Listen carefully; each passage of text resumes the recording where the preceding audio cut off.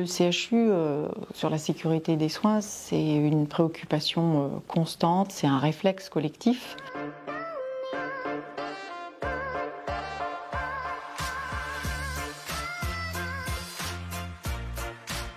Que signifie la politique qualité et sécurité des soins? C'est d'abord une attente légitime du patient et des usagers lorsqu'il vient à l'hôpital d'être certain qu'il est pris en charge dans les meilleures conditions de sécurité et de qualité. Notre politique qualité en 12 objectifs. Le CHU de Clermont-Ferrand s'est doté d'une politique qualité. Cette politique qualité, elle est synthétisée en 12 objectifs prioritaires qui sont issus d'un processus d'auto-évaluation fait par les soignants, les médecins, l'ensemble des professionnels qui ont pu, à travers des audits, à travers certains questionnements internes sur l'analyse des pratiques, se dire qu'il y avait des points d'amélioration à mettre en place. Donc ces 12 objectifs, ils sont assez précis, mais ils permettent d'être portés par un pilotage des pôles et des services. Je vous invite à découvrir ces 12 objectifs. Assurer une prise en charge bienveillante et adaptée à tous, quel que soit le handicap, la population ou les contraintes, même en situation de tension. Développer la culture qualité et sécurité des soins. Promouvoir le travail en équipe et le sens au travail. Faire du patient un partenaire dans sa prise en charge et valoriser son expérience. Appliquer les bonnes pratiques d'hygiène par les professionnels. Améliorer le parcours des patients et des plus vulnérables. Renforcer l'appropriation des bonnes pratiques du circuit des médicaments. Améliorer et évaluer les pratiques des activités à risque, plateau technique. Sécuriser la prise en charge en santé mentale. Assurer la continuité de la traçabilité et de la transmission des données patients. Optimiser le projet de soins et les parcours patients par la maîtrise des délais adaptés à chaque prise en charge. Améliorer la réponse aux tensions et aux situations sanitaires exceptionnelles. Quels sont les leviers pour atteindre ces objectifs?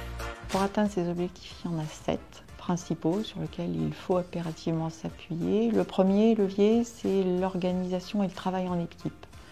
Parce que c'est le travail en équipe qui permet d'analyser les pratiques et de progresser. Le deuxième levier, c'est construire et recueillir l'expérience patient, parce que c'est de son expérience qu'on peut avoir aussi certaines propositions d'amélioration vis-à-vis de la prise en charge. Le troisième levier, c'est maintenir les compétences. C'est essentiel, se former, travailler aussi avec une équipe le plus complète possible pour assurer la permanence des soins. Le quatrième levier, il consiste à développer de la coopération des équipes au sein de l'établissement, au sein du CHU, mais aussi avec l'extérieur, les autres établissements hospitaliers, la médecine de ville, pour s'assurer en fait qu'on a le meilleur parcours patient.